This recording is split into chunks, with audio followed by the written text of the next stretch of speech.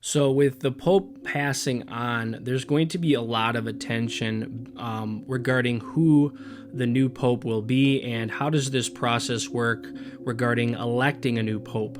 If you're a follower of Bible prophecy like I am, you're looking for an individual that's going to unite the world's religions, that could potentially be the false prophet spoken of in Revelation 13.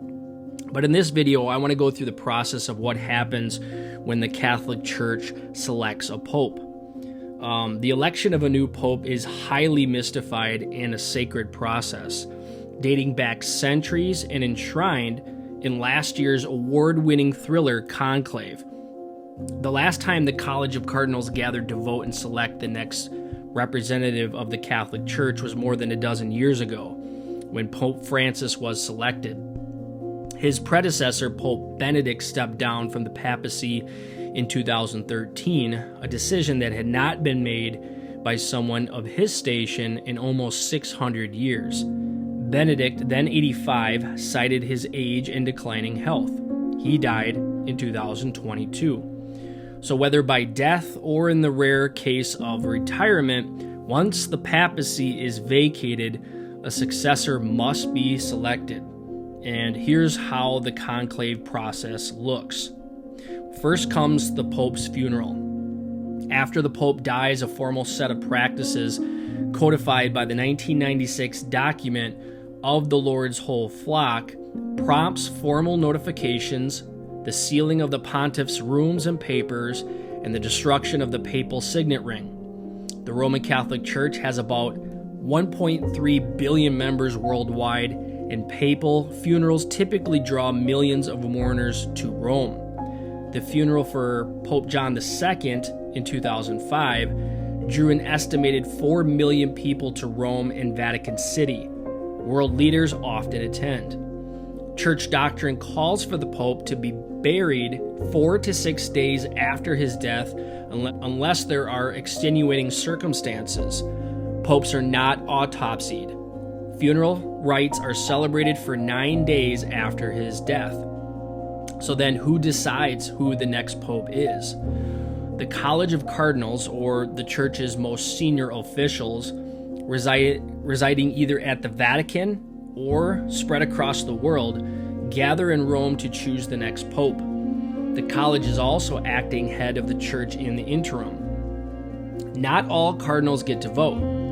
Since 1975, only those younger than 80 are able to participate in the papal conclave.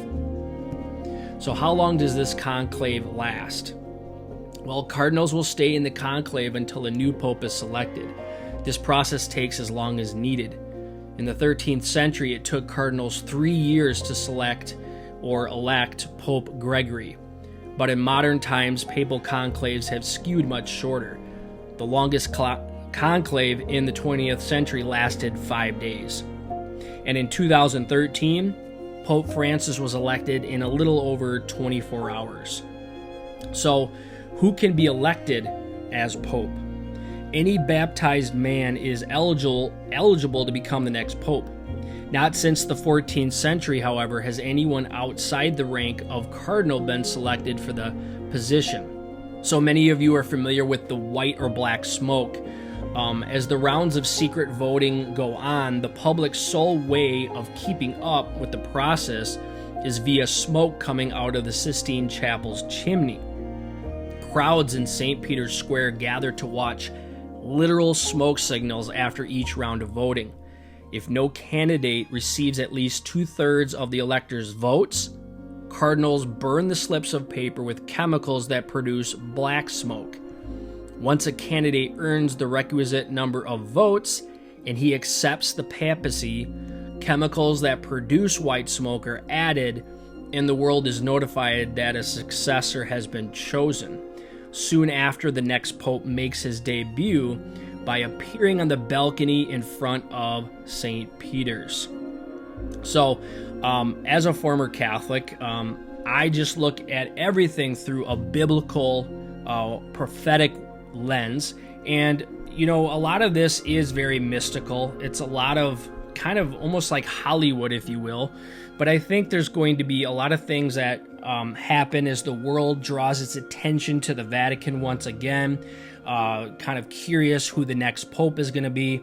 We can't say for sure that the next pope is going to be the false prophet of Revelation 13, but with the Catholic Church in the position that it has always taken in being the unifier of all world religions and forming this ecumenical movement, we can most likely believe that this next pope will have a part to play in bolstering the Antichrist and giving the Antichrist credibility.